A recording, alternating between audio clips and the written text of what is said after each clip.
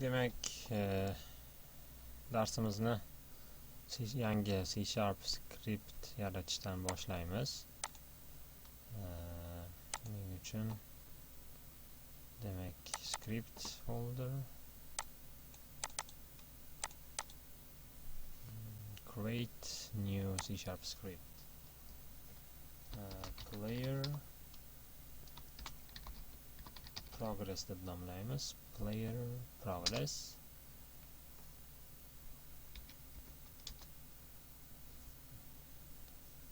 klassimizni ochamiz. Demak, bu klassimiz oddiy script bo'ladi. Shuning uchun mana behaviordan hech nimani inherit meros qilib olmaymiz.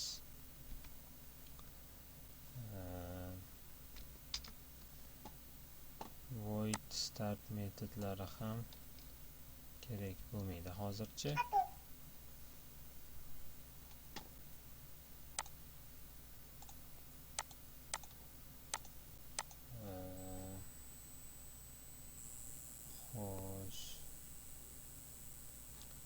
Bu yerga public int highest score, ya'ni eng yuqori natija. Save qilamiz.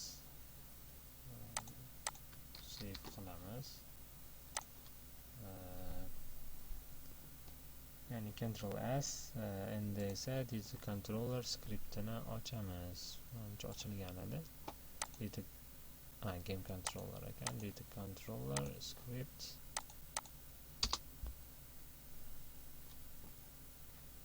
data controller scriptida ozgina qiladigan ishlarimiz bor.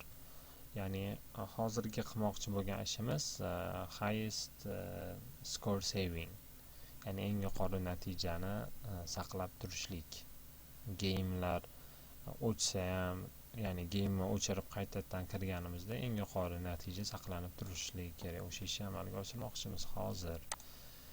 Demak, buning uchun ozgina data controller scriptida qiladigan ishlarimiz bor. Private void load player progress player progress kerak bo'ladi bizga.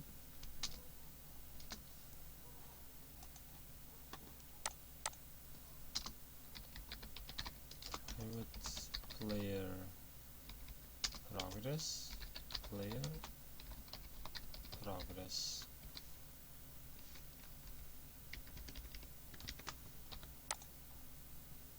load player progress, then new player progress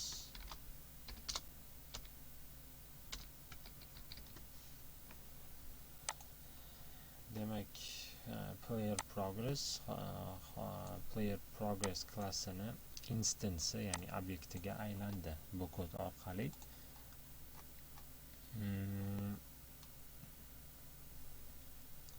Endi esa tekshiramiz. Agarda player prefs has key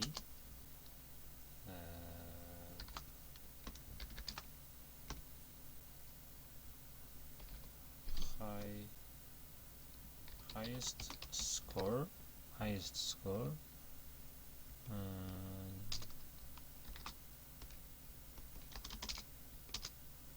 demak bu yerda highest score mavjud bo'lsa,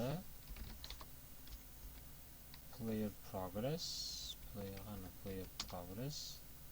dot highest score thing player prefs get int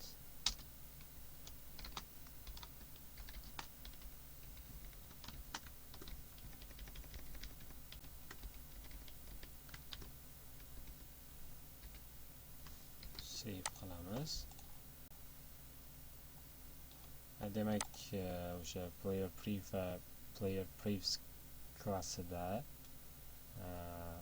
highest score has key mavjud bo'lsa, ana o'sha highest score keyni get int qilib olib player progressga beramiz.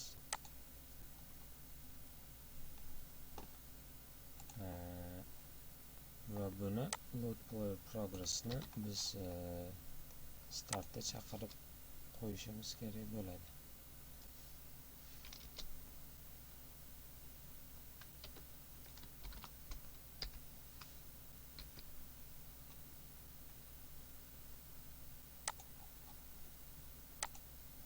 Demak,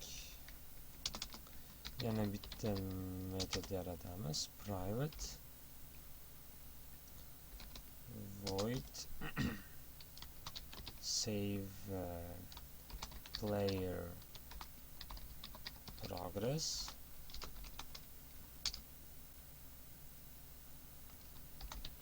player prevs dot set int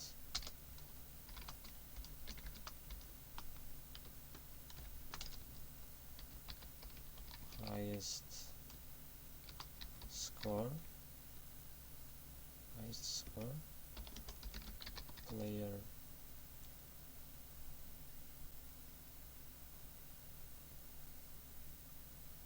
progress dot highest score.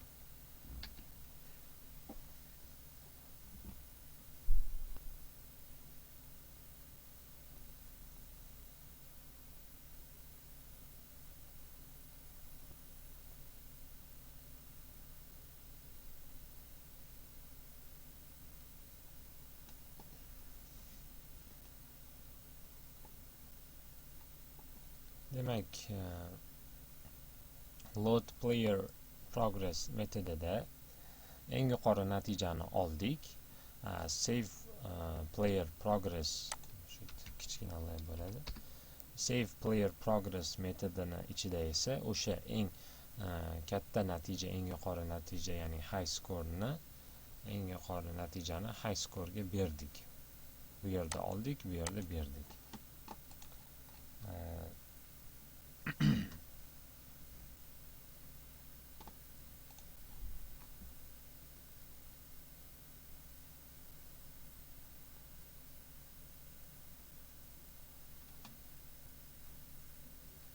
Yana bitta metod yaratamiz. Public method. Bu metodimiz game controller klassidan turib chaqiriladi. Shuning uchun public qilishimiz kerak. Submit new player score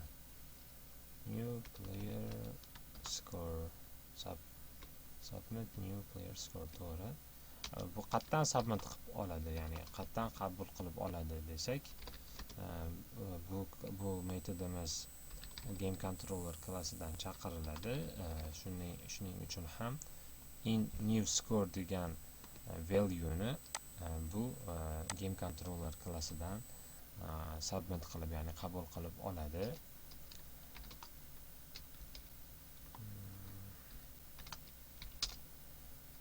Submit new player score. Demak, new score degan value game controllerdan keladi bu yerga va biz tekshirishimiz kerak. Nimani tekshiramiz? New score katta bo'lsa player progress dot highest score dan, demak bundan katta bo'lsa new scorega o'sha highest scoreni berishimiz kerak. Demak, player progress dot high score then new score va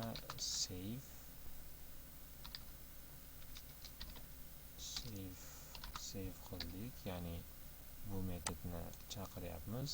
Bu metodimiz esa highest scoreni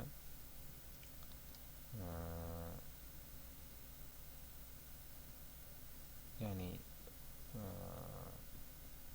o'ynatib qo'yadi-da. Player prefs klassida set int orqali bu yerda highest score'ni olib, highest score'ga o'rnatadi. Beradi to'g'riroq. Demak, shuni o'zi yetadi menimcha.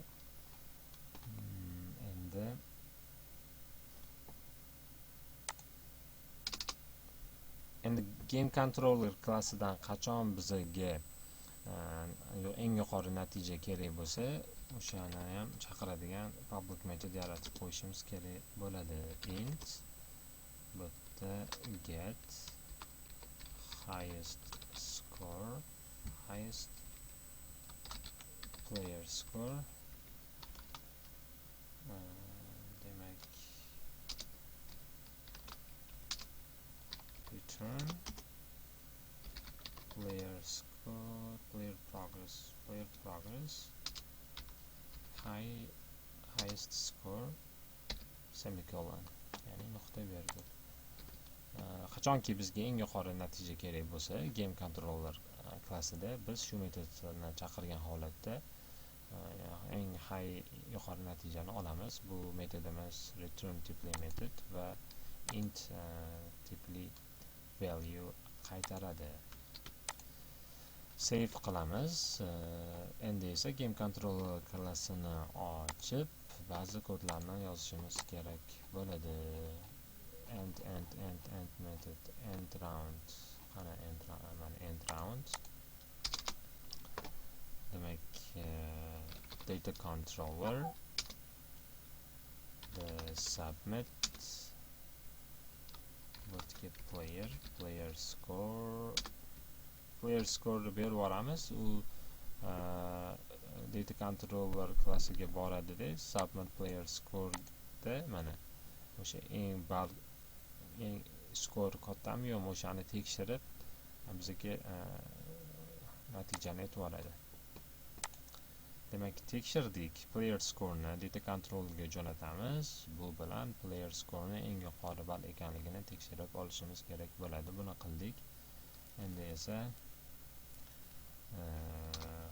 high displayga natijani chiqarishimiz kerak. Dot text. Shu mashi har doim dot text kelsa, bu degani biz natijani displayga chiqazib degani. Data controller dot get highest score degan mana hozirgina yaratgan metodimiz. To string, demak bo'ldi. Save qilamiz. Endi play mode natijani tekshirib ko'rishimiz kerak. Hech qanday xatolik yo'q, alhamdulillah. Data controller and play.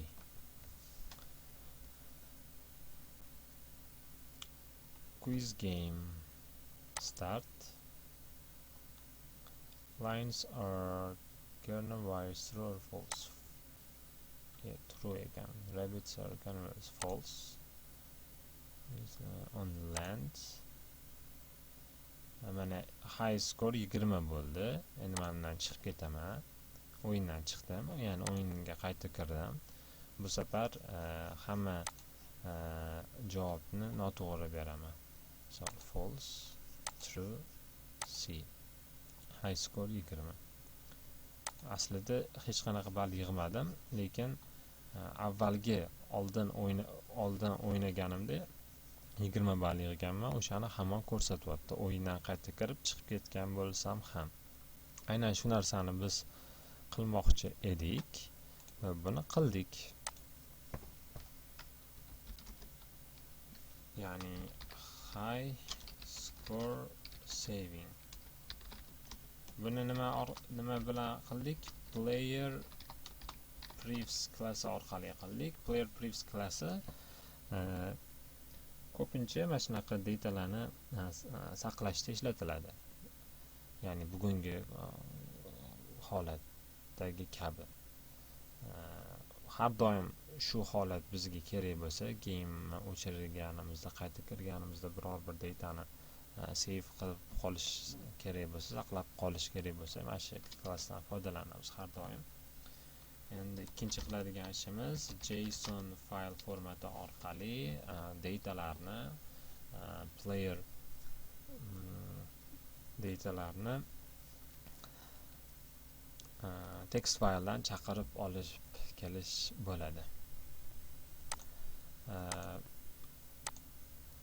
Hozir bu game'ni biz yuqoridagi linkdan saqlanib qilib olganimiz uchun bu yerdagi savollar ingliz tilida. Shuning uchun ozgina anglashilmovchilik bo'lmasin. Bu yerda savolning ma'nosi, mazmuni muhim emas. Bu yerda o'sha to'g'ri javob bersak natija qo'shildi, noto'g'ri javob bersak, savolga noto'g'ri javob bersak natija qo'shilmadi va shuni oqibatida biz o'sha high scoreni o'yindan chiqib ketgan taqdirimizda ham saqlanib qilib qoldik. Aynan shu narsani qilmoqchi edik. Bu o'rinda savolning qaysi tilda bo'lishligi muhim emas. Shuning uchun savollarni ingliz tiliga tarjima qilganimiz yo'q.